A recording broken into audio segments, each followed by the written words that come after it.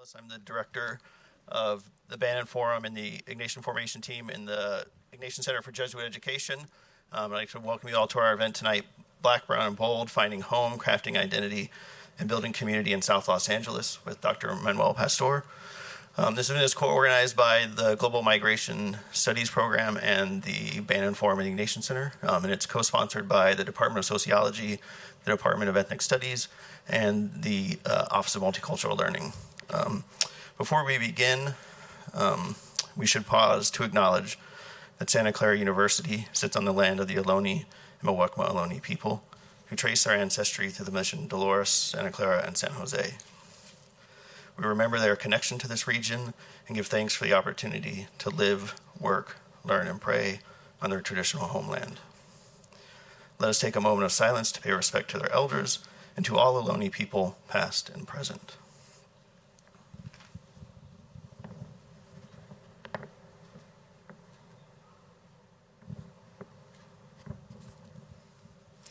Thank you. Before we begin, I hand it off to Enrique Pumar, Professor Enrique Pumar, to introduce our speaker. I'm just happy that the Bannan Forum can co-sponsor this ongoing series of distinguished lectures because it really gets at the heart of what makes Santa Clara a Jesuit university and enlivens our mission by talking about issues, themes, and topics that are really at the heart of the kinds of questions, the kinds of issues that we're looking to solve as we take the knowledge that we create here, that we generate here, that we acquire here, and put it to action in the world, right? This idea that that knowledge is not just for ourselves, but it's about the common good and improving the conditions for all people across the globe. So I'm happy that we're able to continue to host these conversations, and I look forward to many more like this in the future. So, Enrique. Thank you, Aaron. Thanks so much. Thank you, everyone, for coming today. Let me say before we start, let me lay out some of the rules of the game. Our guest speaker is going to talk for about 35 minutes, and then we have a period of Q&A, and after that, we're going to have a reception. So if you have a question or comment and it's not addressed in this room, you will always have an opportunity to speak with Manuel or any of us at the reception. I'm gonna hang around so that I can help moderate the Q&A. But other than that, the usual, please raise your hand, and we will acknowledge you, and you'll be able to answer, ask your questions or comments and move forward like that. Okay. We are in for a treat this afternoon. We have one of the most distinguished social scientists in the United States join us today. Manuel Pastor is not only a very prolific writer, but a very impactful writer. He has impacted many, many fields, political economy in the beginning of his career, and lately more in the area of urban sociology, urban studies, race and ethnic relations, the question of poverty and labor market participation, and also the idea of social movement and environmental sociology, environmental justice. So as you could see, not only is he impactful and prolific, but his range of topics are something that is very difficult to emulate. We're really a treat to have Manuel with us. I have 2 pages of notes, but I'm not going to read them because you're here to listen Manuel, not to listen me, who Manuel is. And besides, most of you know who he is already. I just want to say the following. Manuel holds the Turpanian Distinguished Chair in Civil Society and Social Change, and he's a Distinguished Professor of Sociology at the University of Southern California. We invited Manuel because one of his latest books is about ethnic relations in South Central LA, and he presents, as you will see in a few minutes, a very hopeful view of race relations in communities, especially communities of color, and especially communities where immigrants have settled and have this, develop a sense of identity, a sense of belonging. So with that said, please welcome Manuel Pastor, a distinguished professor at the University of Southern California. Thank you.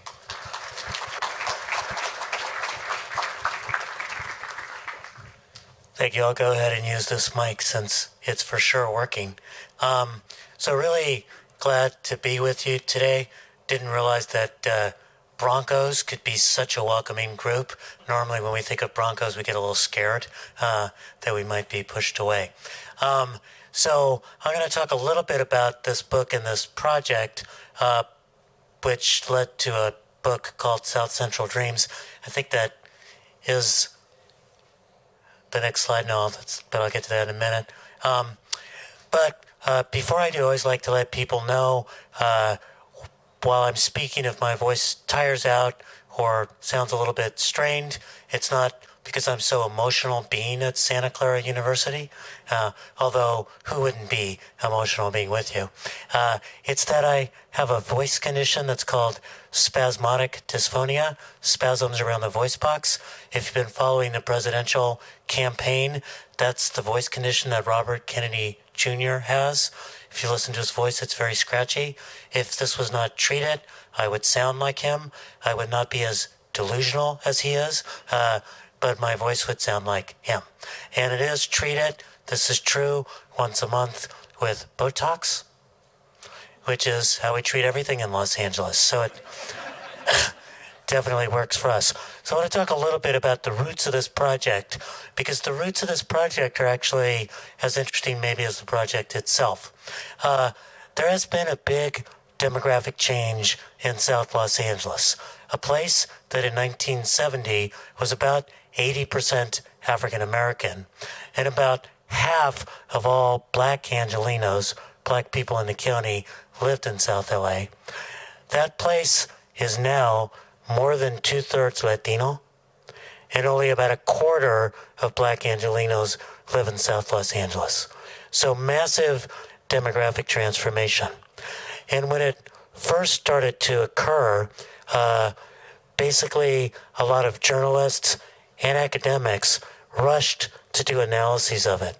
And most of what they did was to focus in on the conflicts that were taking place between longtime black residents and Latino newcomers, and essentially sensationalize, either in the academic realm or certainly in the journalistic realm, what was going on.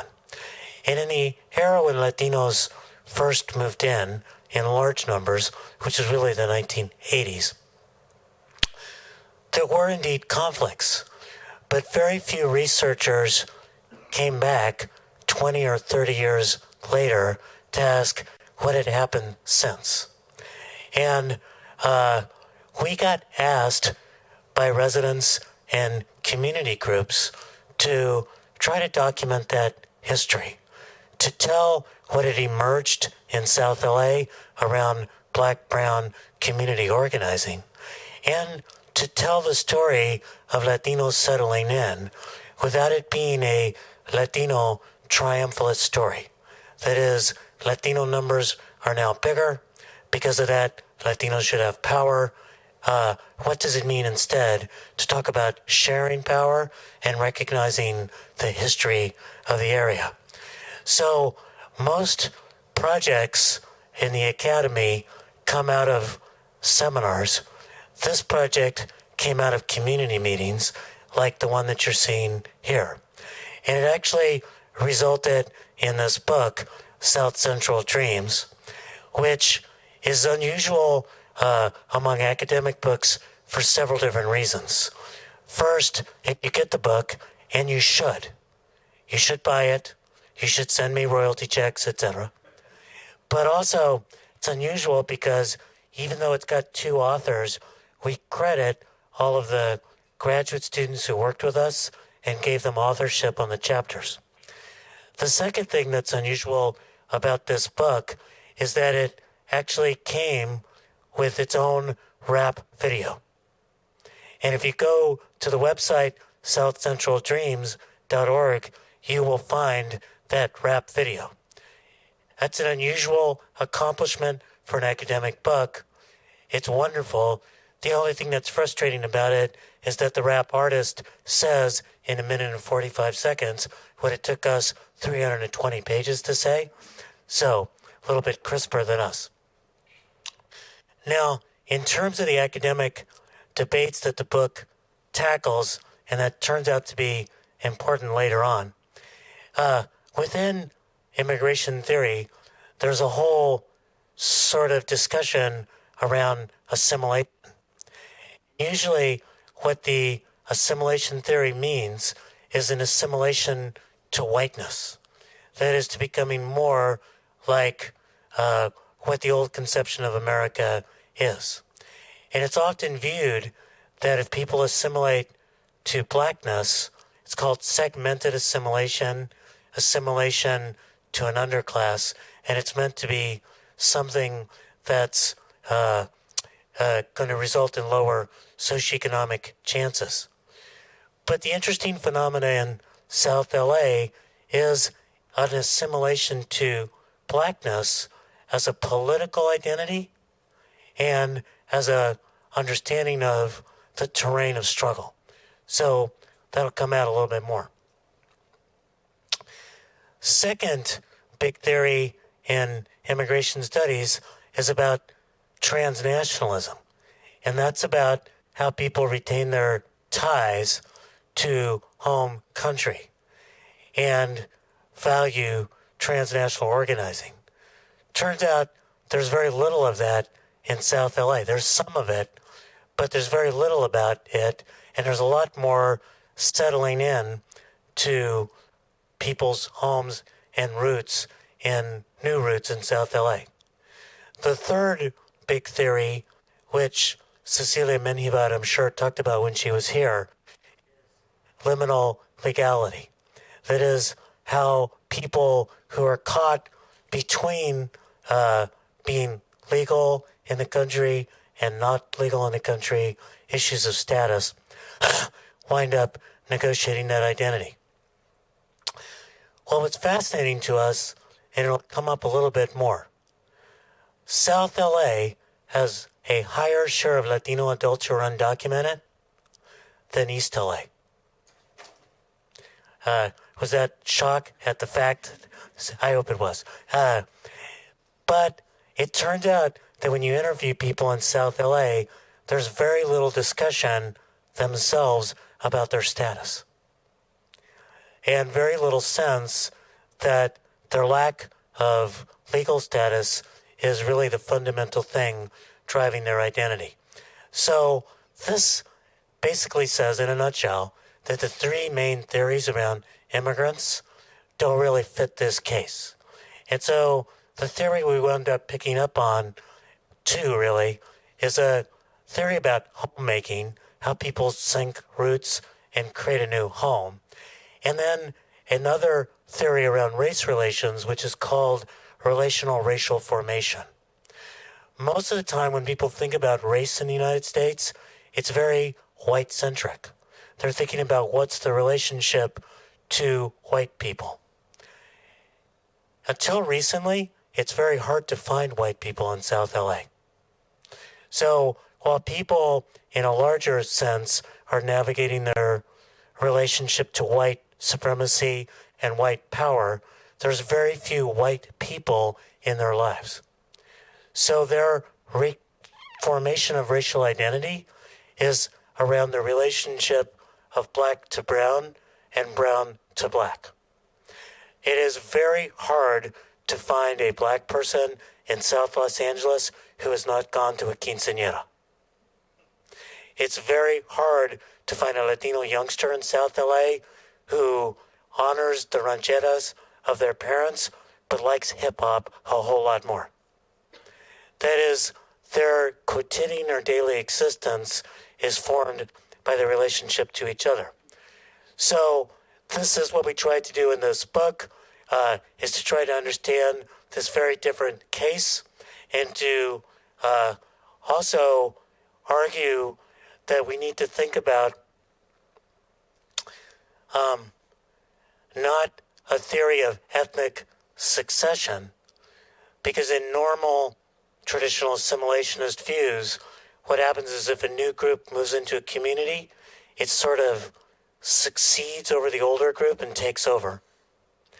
But instead, ethnic sedimentation, how it is that a new group intertwines with the experience of the previous group that's still there, black folks.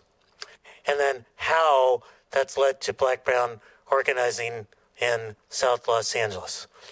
So several questions that I'll get to. It'll become a little bit clearer.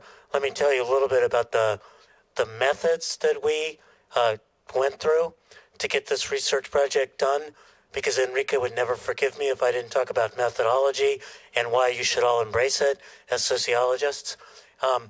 First, there was a whole lot of data work done. This lists all of the different sources, and the group at the top, it was a large part of the data team pulling together the data profiles of South Los Angeles in new and unique ways.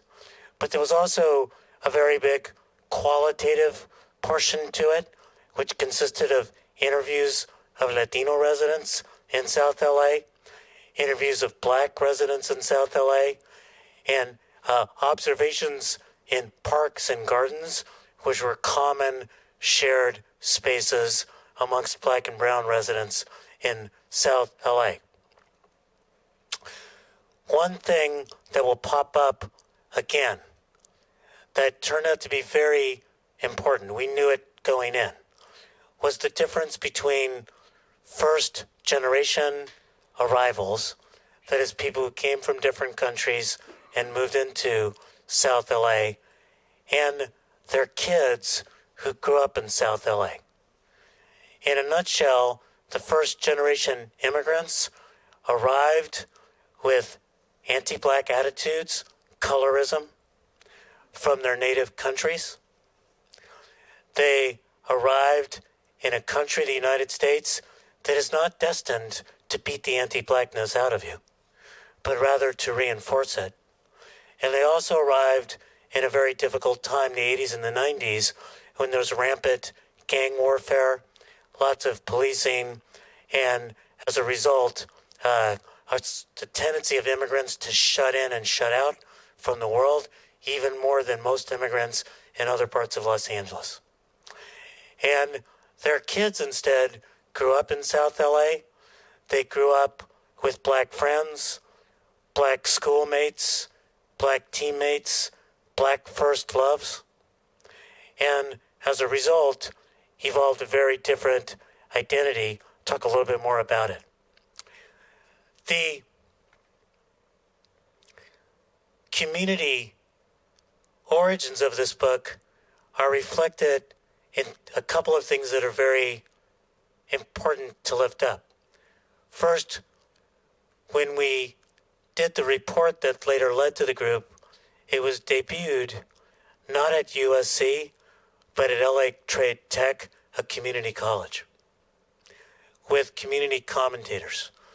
When the book finally came out, the book launch was at Mercado La Paloma in South LA with community commentators.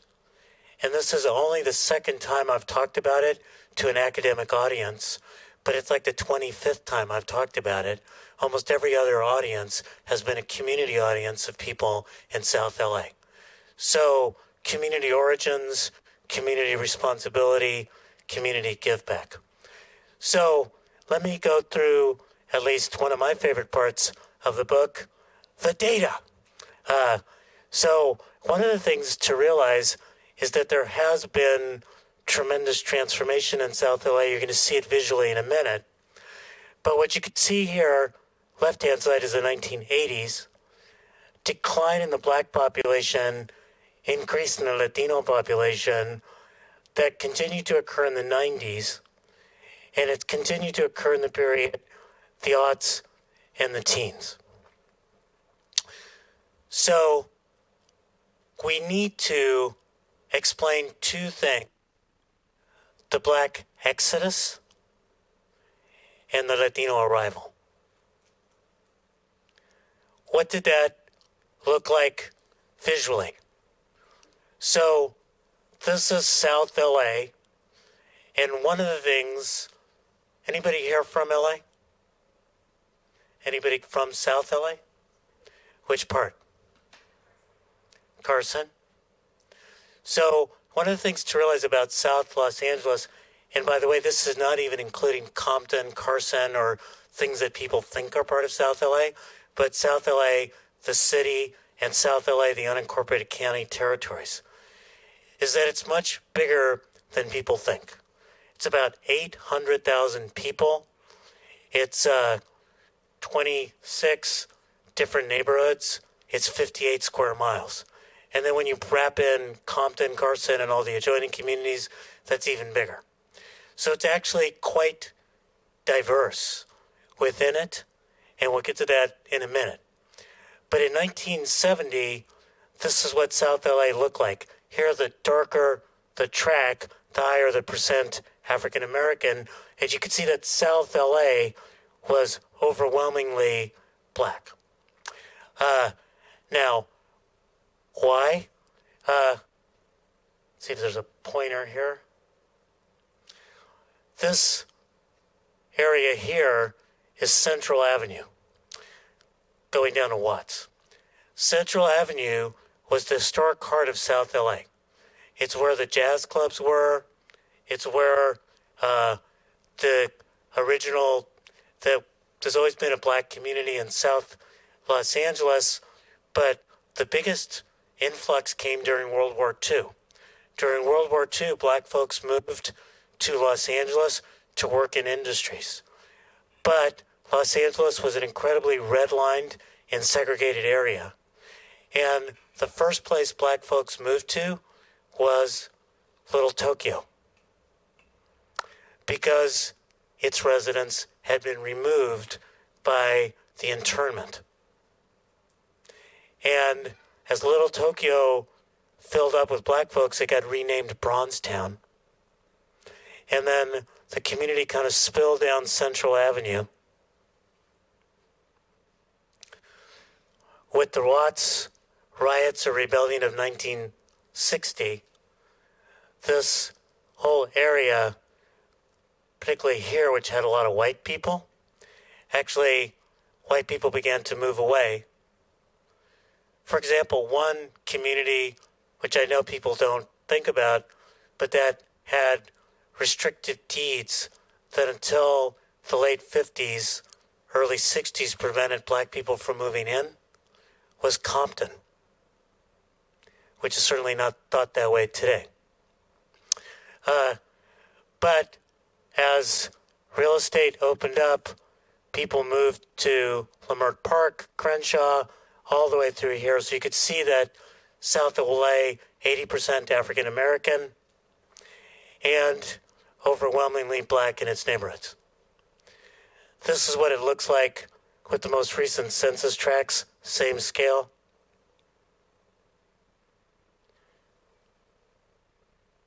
Definitely the black areas now are Baldwin Hills, which is considered the Beverly Hills of black Los Angeles.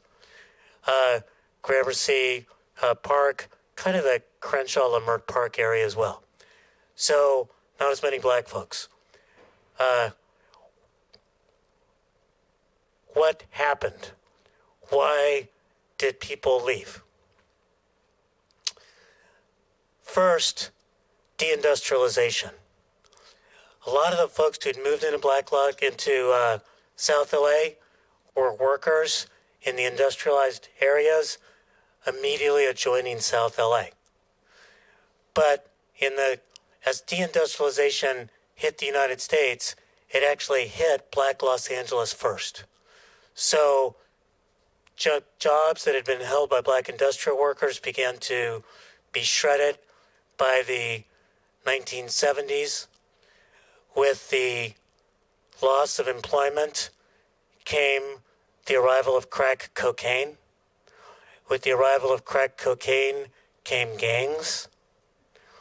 And gangs that always existed, but gangs that had once defended a park where you played basketball became gangs that were defending a park because it was a place of commerce. So gangs became highly militarized and armed. The police became highly militarized and armed as well. LAPD was the first police department in the country to own its own tank. And it declared open season on Black Los Angeles. For those of you who are hip-hop fans, how many are?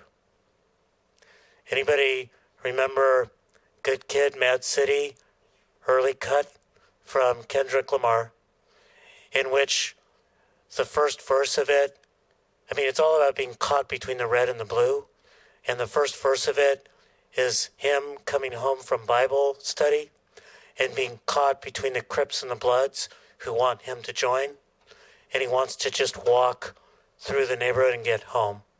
He gets past the gangs, and in the next verse, he's caught between another red and the blue. He's pulled over by the police and thrown to the ground. So for a lot of black families in Los Angeles, their option for, in particular, protecting their young men was to move out. And they moved out to the San Fernando Valley, moved out to Palmdale, Lancaster, moved out to Riverside County, a big black exodus. So, who moved in? This is South LA in 1970. The darker the shade here, the higher the percent Latino. You could see that there was just some spillover from downtown LA, some spillover from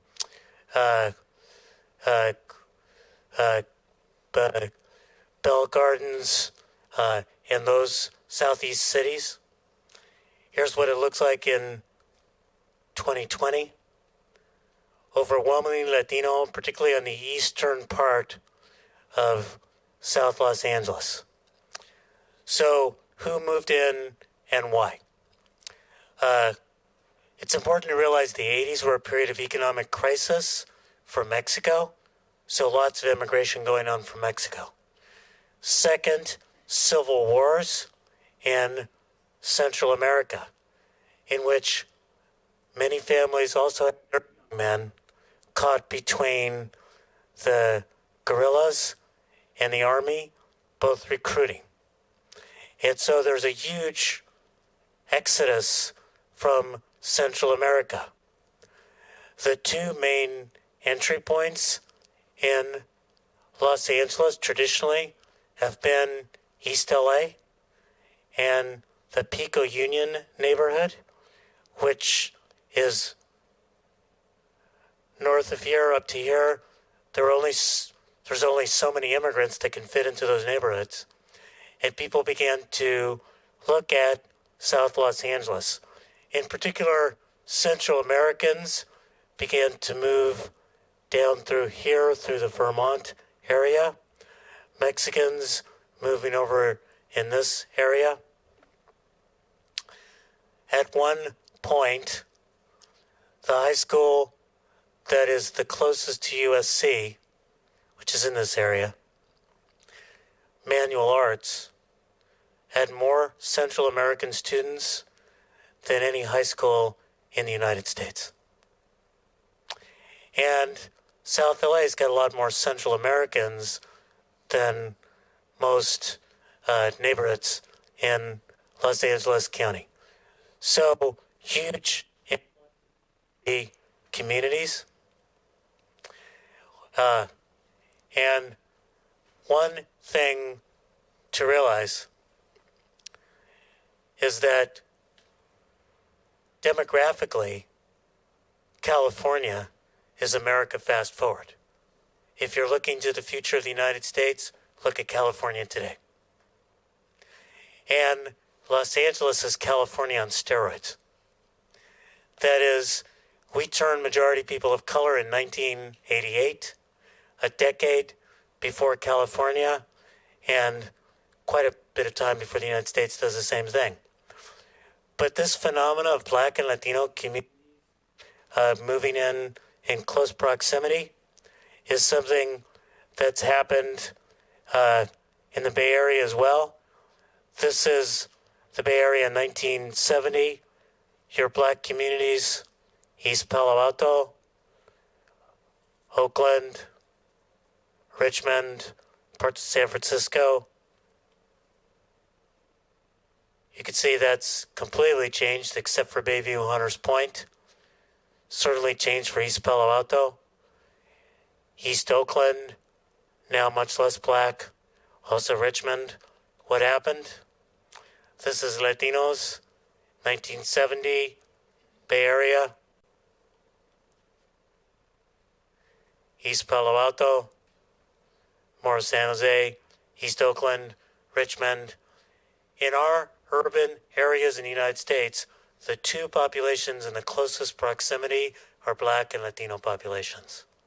So this South LA story is a story about South Los Angeles, but it's a story about the future of America. Now, didn't happen evenly. This shows you different neighborhoods in South LA. The historic heart of South LA Central Avenue is now overwhelmingly Latino. And it happened quite a bit with our youth. I'm going to show you just a little bit more data, and then I'm going to go to some stories, because I could see some of you who don't like data, people who I cannot fully appreciate, by the way, need a few stories, and I'll turn to them in a minute. But this just shows you the change in black and Latino youth population in South LA. You can see what happened to the black youth population, sharp decline, families moving out. In South LA, big increase, stabilization for the Latino youth population. One interesting way to take a look at that is to look at the major high schools in South Los Angeles. This is 7 major high schools in 1981. Crenshaw, 99% African American. Dorsey, 91%. Fremont, 93%. Locke, 98%. Washington, 91%. You can also see, there were no whites. When we first started doing this analysis, we realized in 1981 there were 40 white students. Then when we did the analysis in 2013, there were 40 white students. I used to joke that I thought they were the same students, right? They just stayed. But you can see almost no white students. What I want to show you is what this looks like as of the last school demographics.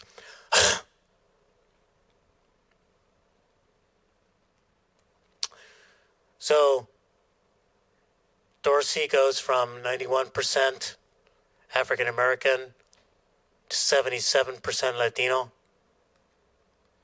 Almost all of these students' schools dramatically transformed demographically.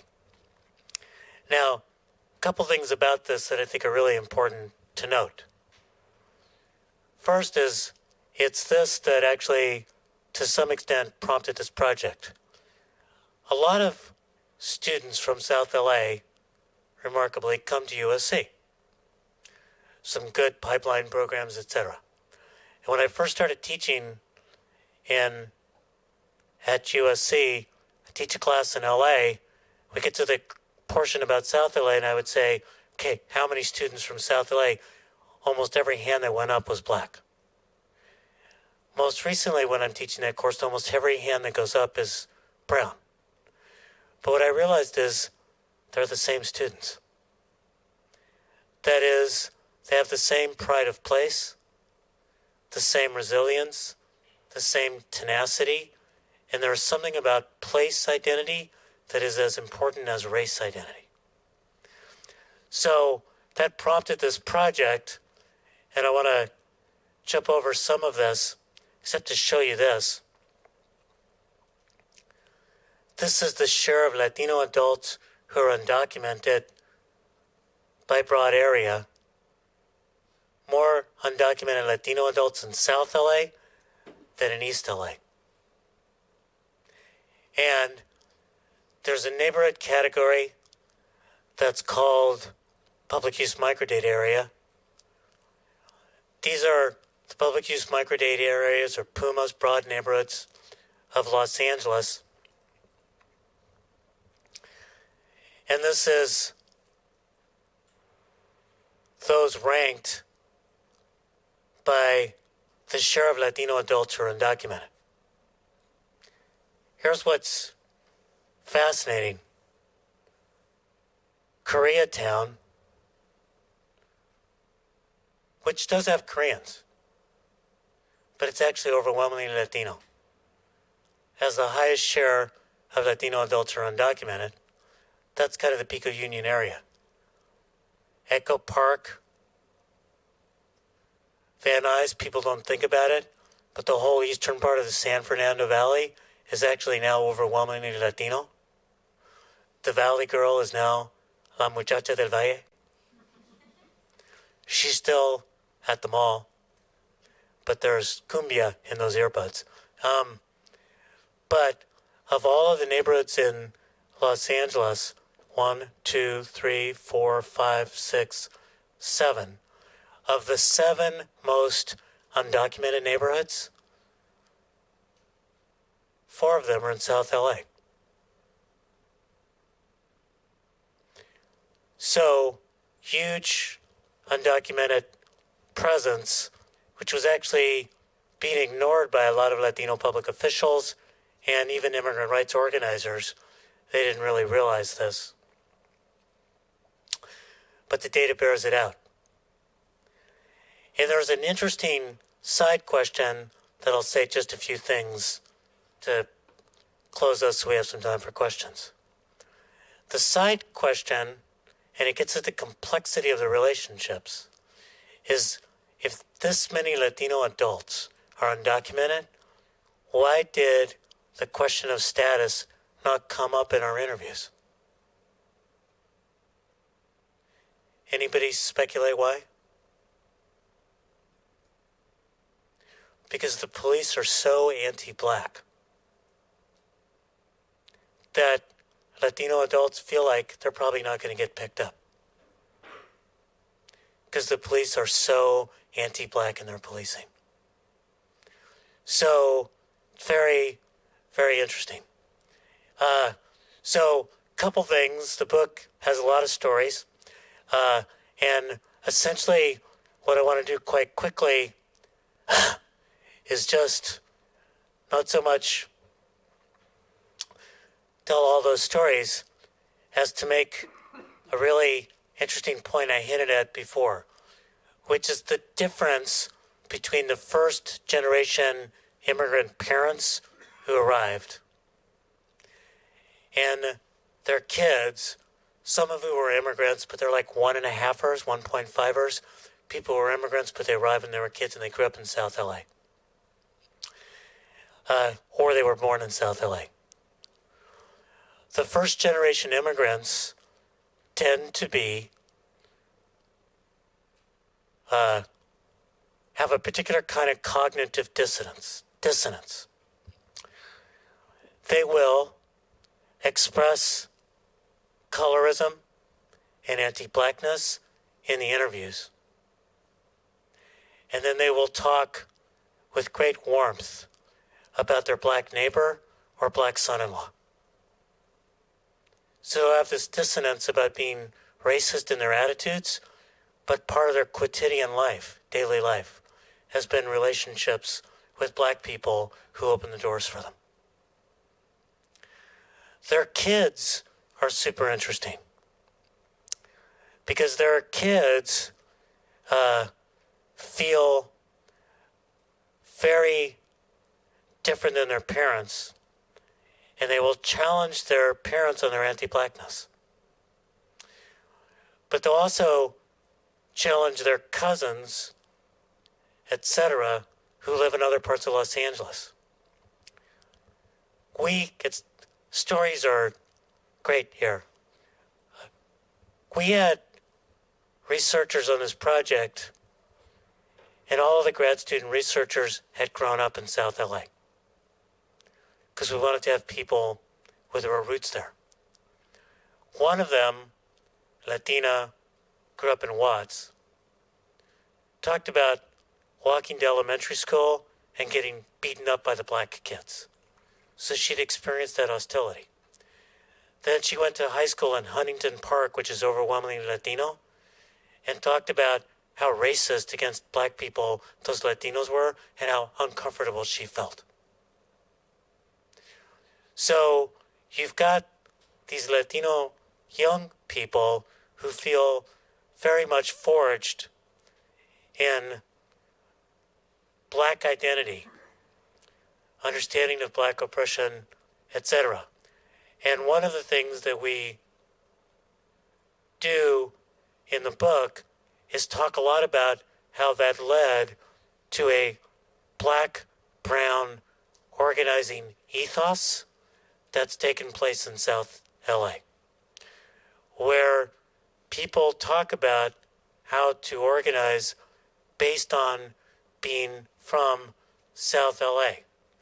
And I'll end with that picture, which helps. There is a particular pride, particularly for young people, of having grown up in South Los Angeles. There is a particular, and I think informative, understanding of the protocols of oppression that affect Latinos in the United States and immigrants in the United States, and understanding how those were forged by anti-blackness and anti-indigeneity. There's a particular way of not embracing assimilation to whiteness, but embracing a struggle for liberation. That has been part of the South LA identity, and in particular understanding that this sort of identity may pave the way to a future kind of politics that is black-brown, that is multiracial, that is no longer trying to assimilate to whiteness, but is trying to say no group should be affected by racial exclusion, that the task is to challenge the system and not just try to accommodate to it. So with that, let me close and open it up for Q&A. Thank you, Manuel. Wonderful exposition. Before I open the floor, please raise your hand. We have about 12 minutes. And then, as I said before, there is a reception, and you'll be able to follow up a conversation at the reception. But I'm going to take advantage of my position here, privilege or however you want to call it, and I want to ask you a question. In the book, one of the things that I really love about your book is when you talk about the importance of contextualizing race relations, and you compare 4 different cities in the United States. Could you talk a little bit about that? Could you talk a little bit about the importance of context in race relations in different communities? Yes, in the book we compare, I think, Orlando and Oakland and Milwaukee. And it's one of the reasons why when I asked the young woman in the back if she was from LA, South LA, and then I said where, right? Because the neighborhood actually really makes a difference. What high school you went to really makes a difference. And one of the things I'm not talking about here is the fact that in the book we wound up choosing 3 neighborhoods. Central Avenue, which was the heart of Black Los Angeles, now overwhelmingly Latino. And then we chose Watts, which is a world unto itself. And we actually chose the Vermont Square neighborhood. And the reason we chose the latter 2 is because in Watts, there remains a lot of tension between Black and Latino communities. And in Vermont Square, there's more of a formation of Black-Brown identity and Black-Brown organizing. And we wanted to ask what made the difference in those 2 areas. And part of it was which community organizations were there and what kind of politics they had and what kind of projects they had around identity formation. Place is really important. In context is really important in race relations and in terms of identity. And also, identity is not something that's fixed. We used to be Hispanics. We don't use that term any longer. We're Latinos, right? And in fact, a lot of people who now call themselves Latinos call themselves something else before, Mexican American or Chicano or something else. Every identity has a political project attached to it, and we should not be teaching about, and you shouldn't be thinking about identity as something that's fixed. It's actually something that's formed.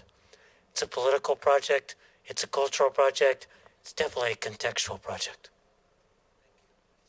Any questions from the floor, please? Pastor, thank you for being with us today. As I mentioned before, I teach in religious studies, and I know that we have a lot of students in the audience who are taking courses in religious studies. My colleague here, Roberto Mata, he also brought his students, teaches in the religious studies department. And I'm really curious about your last comment about this new politics and new ways of collaborating. Just wondering if you can speak to the religious dimensions of the kind of organizing that you saw, not only in terms of official institutional religion, but also the more, as you said, quotidian expressions of religion, spirituality, hearkening back to indigenous roots, or maybe Afro-Caribbean roots. You know, where did you see that play out in this kind of black-brown alliance that you saw? That's great. So first, a lot of the historic efforts to try to bring together black and brown communities have been faith-based in an institutional sense. So some of the earliest organizing in South Los Angeles was the South Central Organizing Committee, which had groups in East LA United Neighborhoods Organization and a group in the San Fernando Valley as well. Although what they tried to do is bring people together on campaigns, but not necessarily bring people together on a daily basis. There have been a lot more efforts in recent years about bringing people together into exactly the same space. Some of those have been faith-based, like Pico, California, and the work that they do. Some of them have been church or Protestant denomination-based as well. But a lot more of it has been about getting people together to tell stories of their lives and their values. You know, when you, how many of you have read the book, The Warmth of Other Suns, which is about the black migration from the South to urban areas of the North? It's written by a woman named Isabel Wilkerson.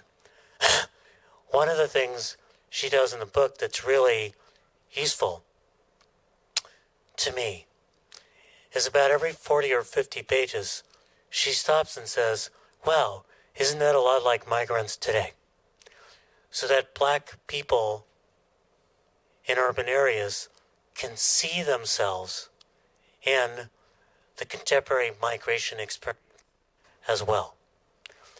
Similarly, one of the things that immigrants did, particularly young immigrants, was something about a decade ago called Immigrant Freedom Summer, where immigrant activists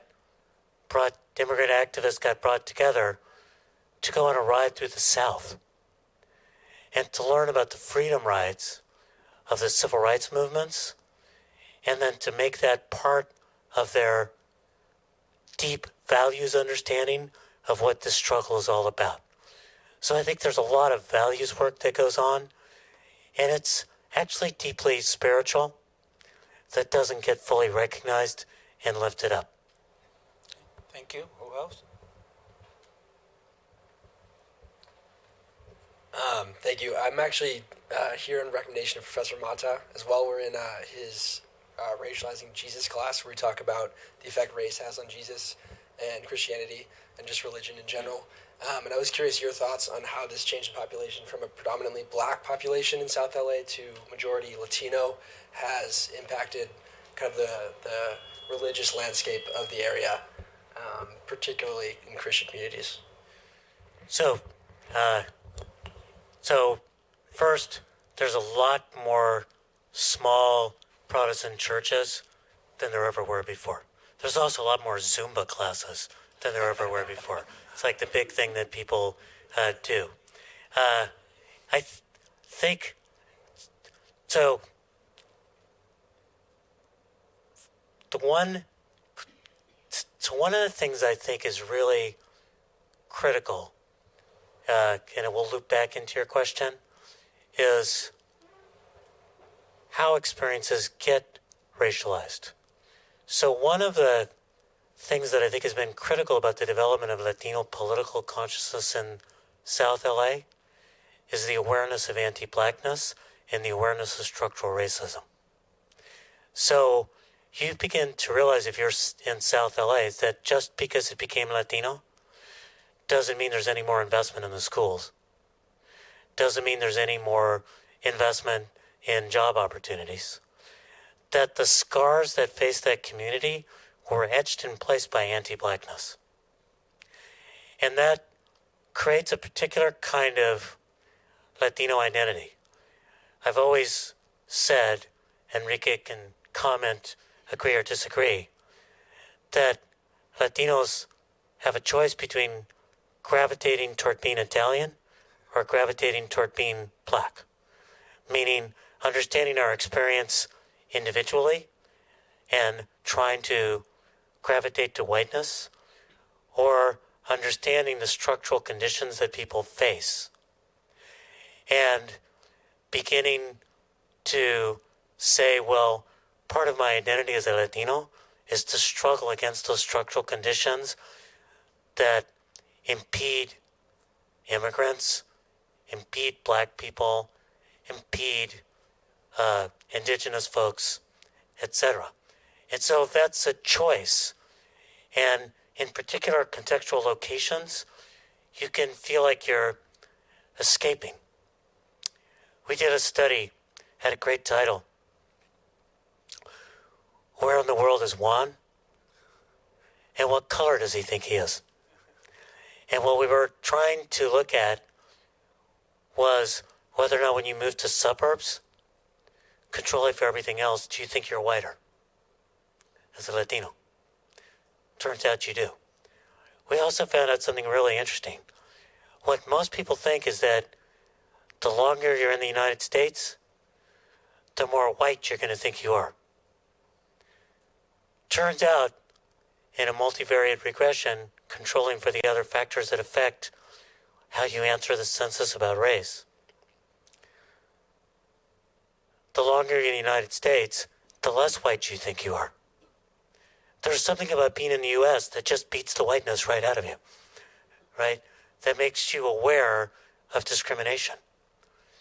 So that racialization, it's not just what's imposed on you, but then how you decide your identity is in that context. The other thing that I want to lift up, just like I lifted up Zumba classes, is the tremendous range of identity that exists in South LA. One thing people wouldn't expect is the skating culture that's there. Lots of black and brown kids who are skaters. Why? Because it's the cheapest thing you can do. You get a skateboard, have a little courage to break a few laws, skate places you're not supposed to skate. It's something you can actually do for free. People wouldn't understand that there's a weird ska punk rock scene in which there's Latino heavy metal bands that compete in people's backyards. That has emerged there because in that context, you're free to get a new identity, right? And to grab parts of all sorts of multiple identities to form your identity. So it's a really fascinating place. We have time for one more question. Anybody would like to? If you don't have a question, I'm going to tell you a very quick story. One time I was babysitting my child, and my neighbor came and put my sleeve on my shirt and say, "I love the caramel color of your skin." And I said, "Caramel color of your skin? I thought I was white." And she said, "No, honey, I'm white." Turned out that she was whiter than me, but I had never been called the caramel color of my skin. So when I teach our ethnics class, I usually introduce myself as a caramel macchiato. Make fun of it. Anyway, and one last question from anybody? If not, we see you at the reception. Okay? Thank you. Please join me in thanking Manuel Pastor for coming here today.